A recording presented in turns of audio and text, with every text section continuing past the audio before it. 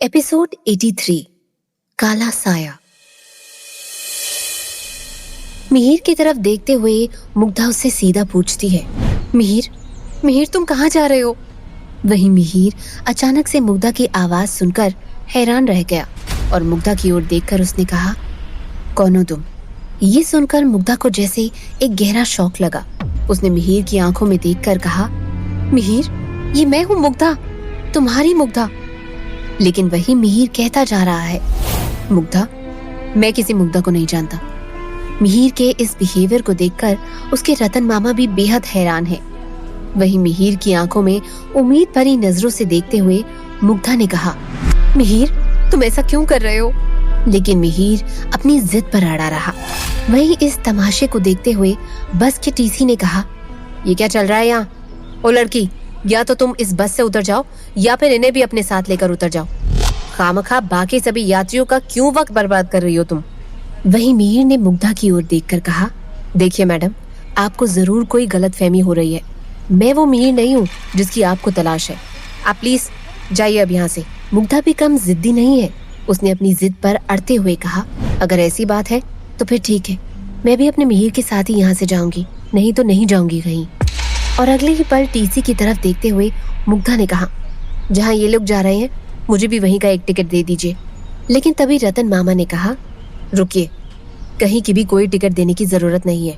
और इतना कहकर रतन मामा ने मिहिर और मुग्धा की ओर देखकर कहा, तुम दोनों उतरो और चुपचाप आओ मेरे साथ। इतना कहकर रतन मामा अपने साथ अपना सामान लेकर बस से उतरने लगे। वहीं मिहिर हैरान नजरों से अपने मामा की तरफ देखकर उनके पीछे पीछे चल पड़ा। मुग्धा के पास भी कोई और ऑप्शन नहीं था, इसलिए वो भी उन दोनों के साथ बस से उतर गई। वहीं तीनों के बस से उतरने के बाद तीनों पास के ही एक चाय की टपरी की ओर चलते हुए बढ़ गए।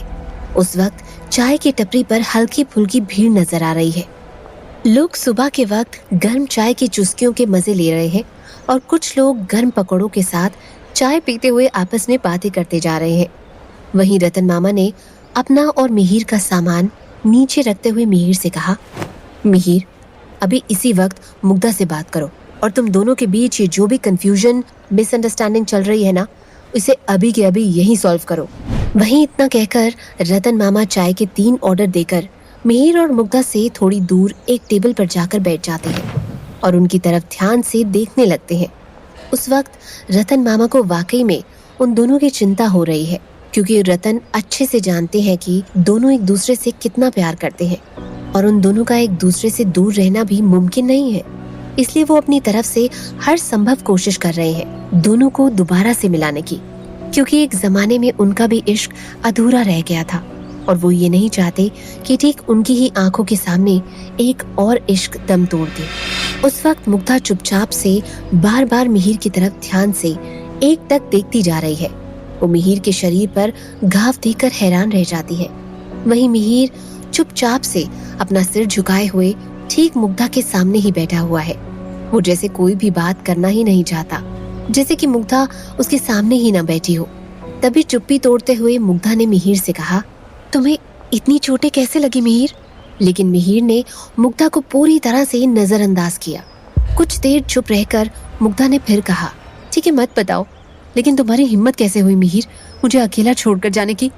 और ऊपर से अभी बस में मुझे पहचानने से भी इनकार कर रहे थे। ये सुनकर मिहिर अपनी नजरें उठाकर एक पल के लिए मुग्धा की तरफ देखता है।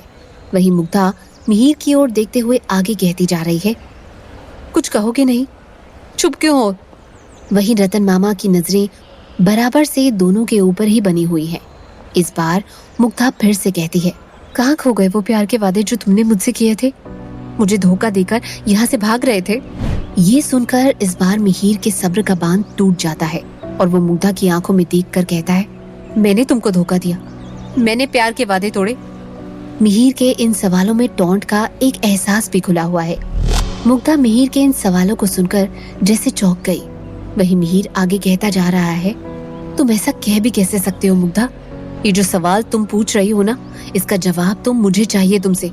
तुम आज तक मुझसे प्यार का वादा करती रही, बड़ी बड़ी कस्में खाती रही, और रिंग, एंगेजमेंट रिंग तुमने उस विवान के हाथों में पहना दी। एक तरफ बेटी ने मेरे दिल को गहरा जख्म दिया, वहीं दूसरी तरफ बेटी के बाप ने अपने गुंडों से मुझे पिटवा दिया। ये सुनकर मुग्धा बहुत हैरानी से मिहिर की तरफ देखती जा रही है और मिहिर की इस हालत का कसूरवार खुद को समझते हुए मुग्धा ने कहा, I am sorry Mihir, I am really sorry. मुझे नहीं पता था कि पापा ने ये सब किया है तुम्हारे साथ। तभी मिहिर ने गुस्से से कहा, प्लीज बंद करो ये अपनी झूठी हमदर्दी का नाटक मेरे सामने। मुग्धा ने चौंकते हुए कहा, नाटक? मैं नाटक कर रही हूँ? तुम्हें ये सब सिर्फ मेरा नाटक लग रहा है? मिहिर ने कहा, हाँ नाटक ही है ये सब। इन शरीर के घाव तो भर जाएंगे मुग्धा, लेकिन उन जख्मों का क्या जो तुमने मेरे दिल को दिए हैं। मिहिर की बात सुनकर मुग्धा बहुत बेबस हो जाती है, क्योंकि वो जानती है कि मिहिर अपनी जगह बिल्कुल सही है। आगे जज्बात में आकर मुग्धा कहती है, हाँ तुम ठीक कह रहे हो, दिया है मैंने तुम्हें दर्द, सबके सामने तुम्हारे दिल को तोड़ दिया मैंने। लेकिन क्या तुम जानते भी हो कि क्यों मैंने विवान से अचानक सगाई कर ली? मिहिर ने कहा, मुझे कुछ नहीं सुनना मुग्धा। मुग्धा ने बीच में ही मिहिर को रोकते हुए कहा, सुनना होगा तुम्हें मिहिर, मैंने विवान से एंगेजमेंट सिर्फ तुम्हारे लिए की थी और आज सुबह ही मैंने विवान के घर जाकर अपनी उंगली में पहनाई हुई उसकी अंगूठी को उतार कर उसके मुंह पर मार दिया। ये सुनकर मिहिर चौंक गया और उसकी नजरें मुग्धा की उंगलियों पर पड़ी, जहाँ पर सिर्फ उसे अपनी माँ की अंगूठी दिखाई दी जो उसने कुछ दिन पहले मुग्धा को पहनाई थी। वहीं मुग्धा मिहिर से आगे कहती जा रही है, कल पार्टी में पापा ने मुझे ब्लैकमेल किया कि अगर मैंने विवान के साथ सगाई नहीं की तो वो तुम्हें मरवा देंगे। उन्होंने तुम्हें पार्टी से गायब करवा दिया था। मैं बहुत घबरा गई थी, मुझे उस वक्त कुछ भी समझ में नहीं आ रहा था। मैं सिर्फ तुम्हें कुछ होने देना नहीं चाहती थी, इसलिए मुझे मजबूरी में एंगेजमेंट करनी पड़ी। तुम बताओ, अगर तुम मेरी जगह होते तो तुम क्या करते? मिहिर ये सुनकर हक्का बक्का रह जाता है। मुग्धा बिना रुके कहती जा रही है, और तुम मुझे गलत समझकर यहाँ ऐसे वक्त में मुझे अकेला तन्हा छोड़कर यहाँ से भाग रहे थे। तुमने एक बार मेरे बारे में जरा सा भी नहीं सोचा कि तुम्हारे बगैर मैं कैसे जीऊंगी? क्या इतना भी भरोसा नहीं है तुम्हें अपने प्यार पर? वहीं रतन मामा भी इन दोनों की बातों को साफ साफ सुन पा रहे हैं। उस बीच चाय आ गई और चाय पीते पीते मिहिर ने कुछ सोचकर कहा, लेकिन मुग्धा, ये सब तो हमेशा होता ही रहेगा। प्यार करना आसान नहीं होता, कदम कदम पर मुश्किलों का सामना करना पड़ता है। और बात यहाँ ये है कि हर बार तुम्हारे पापा तुम्हें मेरी जिंदगी को लेकर ब्लैकमेल करेंगे तो क्या तुम उनकी सारी बातें मानती रहोगी? कल को वो तुम्हें विवान से शादी करने को कहेंगे तो क्या कर लोगी? मुग्धा ने अपना सिर ना में हिलाया और कुछ कहने लगी। तभी मिहिर ने उसको बोलने का कोई मौका नहीं दिया और बोला, प्यार में ऐसा नहीं होता मुग्धा, ऐसे तो हमारा प्यार पीछे छूट जाएगा, क्योंकि हम एक ही वक्त में दो रिश्तों को नहीं संभाल सकते, नहीं थाम सकते हम दो रिश्तों का हाथ। तभी मुग्धा ने मिहिर के हाथों पर अपना हाथ रखते हुए कहा, मिहिर, तुम बिल्कुल ठीक कह रहे हो और मेरी मोहब्बत इतनी कमजोर नहीं, और अब तुमसे बात करके मुझे किसी का कोई डर नहीं रहा, क्योंकि मुझे तुमसे कोई अलग नहीं कर सकता। कोई भी नहीं, मतलब कोई भी नहीं। मुग्धा ने ये जन्म ही मिहिर का बनने के लिए लिया है। उस वक्त मुग्धा और मिहिर दोनों की आंखें आपस में जा मिली। मुग्धा की आंखों में एक अलग सा संकल्प नजर आ रहा है, जो मिहिर की आंखों से भी छिपा नहीं है और ना ही रतन मामा की नजरों से। वहीं दूसरी तरफ ओल्ड विला में पृथ्वीराज और माया बेहद खुश हैं और एक साथ गार्डन में बैठकर सुकून से बातें कर रहे हैं और ब्रेकफास्ट कर रहे हैं। उनके ठीक पास माया भी एक कटोरी में दूध पी रही है और थोड़ी थोड़ी देर में माया और पृथ्वीराज की तरफ भी देखती जा रही है। अब तक सब कुछ बेहद खुशनुमा सा दिख रहा है, लेकिन तभी ओल्ड विला के कोर्टयार्ड में एक लंबी सी गाड़ी दाखिल होती है और ठीक गार्डन के सामने, जहाँ पृथ्वीराज और माया सुकून से ब्रेकफास्ट कर रहे हैं, वहाँ आकर रुकती है। उस लंबी कार से विवान बाहर निकलता है और पृथ्वीराज विवान को देखकर उसका वेलकम करते हुए कहते हैं, आओ आओ हमारे होने वाले सन इन लॉ। लेकिन उनके रिएक्शन के उलट विवान पृथ्वीराज की तरफ घूर कर देखने लगा। माया भी, जो अब तक दूध पी रही थी, वो भी ध्यान से विवान की तरफ देखने लगी। वहीं विवान ने बिना कुछ कहे अपनी जेब से मुग्धा की उसे वो लौटाई हुई एंगेजमेंट रिंग ब्रेकफास्ट टेबल पर रख दी। ये देखकर पृथ्वीराज और माया दोनों हैरान रह गए और एक दूसरे की तरफ देखने लगे। उन्हें कुछ भी समझ में नहीं आया कि विवान के पास ये अंगूठी कहाँ से आई। तभी उन दोनों की हैरानी का जैसे जवाब देते हुए विवान ने कहा, मुग्धा ने सुबह आकर ये अंगूठी लौटाकर हमारी एंगेजमेंट तोड़ दी है। पृथ्वीराज सुनकर हैरान रह गए और उनके मुंह से निकला, व्हाट? विवान ने अपना गुस्सा जाहिर करते हुए कहा, अंकल, मैं आपको लेकर गलत था, लेकिन आज सुबह मेरी वो गलतफहमी टूट गई, क्योंकि आपका अपनी बेटी तक पर कोई कंट्रोल नहीं है। आप सिर्फ बातों के शेर हैं। असलियत में तो आप में वो शेर वाली बात बिल्कुल भी नहीं। तभी पृथ्वीराज ने गुस्से भरी नजरों से विवान की ओर घूर कर देखते हुए कहा, और तुम क्या हो? बातों के गीदड़? इस पर विवान और गुस्से में आ गया और पृथ्वीराज की तरफ घूर कर उसने देखा। वहीं पृथ्वीराज ने आगे कहा, अगर तुम भूल गए हो तो मैं तुम्हें याद दिला दूं कि हमारे बीच डील क्या हुई थी। तुमने वादा किया था कि तुम मिहिर को जान से मार दोगे, और उसके बदले में मैंने कहा था कि मुग्धा हमेशा के लिए तुम्हारी बन जाएगी, और तुम यह सिर्फ ये अंगूठी लेकर आए हो। अगर तुम्हारे अंदर इतना ही ज्यादा गुस्सा भरा है तो तुम मुग्धा की ये लौटाई हुई अंगूठी नहीं देते, बल्कि मिहिर का कटा हुआ सिर लेकर यहाँ आते। इतना कहकर पृथ्वीराज दोबारा से अपना ब्रेकफास्ट करने लगे। वहीं विवान बिना कुछ कहे वहां से गुस्से में चुपचाप निकल गया। लेकिन उस वक्त उसकी आंखों में एक अलग ही जुनून नजर आ रहा है, एक ऐसा जुनून जो पत्थर को भी तोड़कर धूल में बदल सकता है। वहीं थापा, जो गार्डन में उस वक्त अपना सिर झुकाए हुए मौजूद है, उसने भी ये सारी बातें सुन ली और उसकी आंखों में भी एक चिंता साफ झलकने लगी है, मिहिर और मुग्धा को लेकर। दोपहर के वक्त सब कुछ बेहद शांत है। चिड़िया सुंदर आसमान की ओर लगातार उड़ती जा रही है। धूप खिली है। वहीं एक टैक्सी आकर मिहिर के घर के सामने रुकती है और सबसे पहले टैक्सी से बाहर निकलकर मुग्धा मिहिर को सहारा देकर टैक्सी से उतारती है और रतन टैक्सी का किराया चुकाकर टैक्सी को भेज देती है। मिहिर, आराम से, लाओ अपना हाथ दो। मिहिर अपना हाथ मुग्धा के कंधे पर रखकर धीरे धीरे चलने लगता है। उसके होठों पर हल्की सी मुस्कुराहट है, क्योंकि उनके बीच जो भी गलतफहमियां थी वो सब मिट चुकी है। वहीं मुग्धा भी मिहिर को सहारा देते हुए प्यार से देखती जा रही है और उसे घर के अंदर सहारा देकर आराम आराम से लेकर आ रही है। घर के अंदर आकर रतन दोनों से कहते हैं, बेटा मैं मार्केट से होकर आता हूँ, मिहिर के लिए कुछ दवाइयाँ लेकर आनी है। इतना कहकर रतन मामा घर से निकल जाते हैं। वहीं मिहिर के घर के अंदर मुग्धा मिहिर को सहारा देकर उसे बिस्तर पर लिटा देती है और मिहिर के फर्स्ट एड बॉक्स के बारे में पूछकर एक एंटीसेप्टिक लोशन लेकर मिहिर की चोट को बड़े आराम से साफ करने लगती है। एंटीसेप्टिक लोशन से मिहिर को हल्की हल्की जलन होने लगती है, जिससे मिहिर मुग्धा से बच्चों की तरह शिकायत करने लगता है। उफ, जलन हो रही है मुग्धा।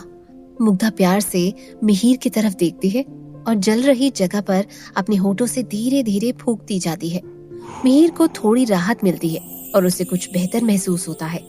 वहीं मिहिर मुग्धा के इस मासूमियत को बहुत गौर से देखता जा रहा है। इस लम्हे में उसकी नजरों में मुग्धा के लिए प्यार और सिर्फ प्यार नजर आ रहा है, एक ऐसा प्यार जो बहुत निश्चल है, मासूमियत से भरा है। मिहिर ने आगे मुग्धा से कहा, मुग्धा प्लीज बैठने में जरा मेरी मदद करो। दवा लगाने के बाद मुग्धा सहारा देकर मिहिर को बिस्तर पर बिठाती है और तभी मिहिर मुग्धा को प्यार से हग कर लेता है और उसकी आंखों से आंसू बहने लगते हैं। वो मुग्धा के कंधे से लगकर रोने लगता है और आहिस्ते आहिस्ते मुग्धा से कहता है, कैसे जीता मैं तुम्हारे बिना मुग्धा? तुम्हारी तरह मेरी इतनी परवाह कौन करता? किसके लिए मैं सांसें लेता? ये सब सुनकर मुग्धा की आंखों में आंसू भर आते हैं। आंसुओं का रंग अब भी गहरा लाल है, लेकिन आंसुओं का मर्म गम हरगिज नहीं है। ये तो अटूट प्रेम, मोहब्बत की निशानी है। मिहिर से छिपाते हुए अपनी आंखों में आए आंसुओं को पोंछते हुए मुग्धा कहती है, मिहिर मैं तुम्हें छोड़कर कहीं नहीं जा रही। मैं सिर्फ और सिर्फ तुम्हारी हूँ, तुम्हारी मुग्धा, तुम्हारी मोहब्बत की आरज़ू में दीवानी मुग्धा। तभी मिहिर की तरफ देखते हुए मुग्धा ने अचानक से मिहिर को एक साइड करते हुए अपनी तरफ खींच लिया, क्योंकि अगले ही पल कांच की खिड़की को पूरी तरह से नेस्तनाबूद करते हुए एक काला साया कमरे में चौंकाते हुए दाखिल हुआ और वहीं खिड़की के टूटते ही कांच के छींटे पूरे कमरे में फैल गए और मिहिर बिस्तर से गिरकर मुग्धा के बाहों के सहारे नीचे गिर गया। वहीं वो काला साया ठीक उनके कमरे के बीचों बीच खड़ा है और उस साये की नजरों में एक वहशियत झलक रही है। चाहे काले मास्क पहने होने की वजह से उसका पूरा चेहरा ना दिखाई दे रहा हो, लेकिन वो अभी एक टक मुग्धा और मिहिर की तरफ ही देखता जा रहा है। वहीं मिहिर हैरान नजरों से उस साये को घूर रहा है और मुग्धा मिहिर को सहारा देने की कोशिश कर रही है। तभी बिना कोई वक्त गवाए वो साया मिहिर के ऊपर झपट पड़ा और मुग्धा एक झटके के साथ कमरे में छिटक कर दूर जा गिरी और वहीं उस साये और मिहिर के बीच हाथापाई होने लगी। मिहिर ठीक से खड़ा भी नहीं हो पा रहा है, लेकिन वहीं वो साया लगातार मिहिर पर हमला करता जा रहा है और मुग्धा उस साये के चंगुल से लगातार मिहिर को आजाद करने की बेइंतहा कोशिश करती जा रही है। मुग्धा ने कसकर उस साये के चेहरे पर वार किया। धड़ाक की आवाज हुई और वो साया दर्द से कर्रा उठा। तभी वो साया जल्दी से संभला और पलक झपकते ही वो साया मिहिर पर झपट पड़ा। मिहिर को धक्का देकर वो साया जोर से गुर्राया और उसने मुग्धा को उठाकर कांच की टेबल पर पटक दिया। कांच की टेबल पर मुग्धा के गिरते ही कांच के टेबल के परखच्चे उड़ गए और छनाक की आवाज के साथ कांच के कई टुकड़े मुग्धा के पूरे शरीर पर धंस गए। मुग्धा के शरीर पर कोई जख्म तो नहीं उभरा, लेकिन उसके पूरे बदन में दर्द की लकीर दौड़ गई। मुग्धा को उठने में थोड़ी मुश्किल होने लगी। वहीं वो साया पूरी तरह से अपनी पकड़ बनाने की कोशिश में लगा हुआ है। चोट लगी होने की वजह से मिहिर खड़ा नहीं हो पा रहा, जिसका फायदा वो काला साया पूरी तरह से उठा रहा है। और देखते ही देखते उस काले साये ने मिहिर को एक तेज झटका देकर फ्लोर पर चारों खाने चित कर दिया और फ्लोर पर गिरते ही मिहिर का सिर जमीन से टकराया और वो बेहोश हो गया। अगले ही पल उस साये के नुकीले दांत बाहर को निकलने लगे हैं। उसकी आंखों का रंग बदलकर सुर्ख लाल हो गया।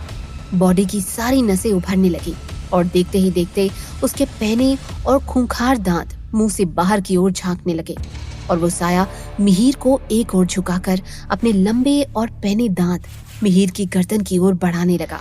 तभी खुद को संभालते हुए मुग्धा उस काले साये पर कूद पड़ी और वो साया फ्लोर पर धड़ाम से गिर गया। और मौका मिलते ही अगले ही पल जल्दी से मुग्धा ने उस काले साये का मास्क नोच डाला और उस साये का चेहरा उस वक्त मुग्धा के ठीक सामने मौजूद है और हैरानी भरी नजरों से मुग्धा उस चेहरे की ओर एकटक देखती ही जा रही है। तभी मुग्धा के मुंह से निकला, तुम? और ये आवाज जैसे उसके पूरे कमरे में गूंज उठी। तो क्या होगा आगे कहानी में? ये काले मास्क के पीछे छिपा चेहरा किस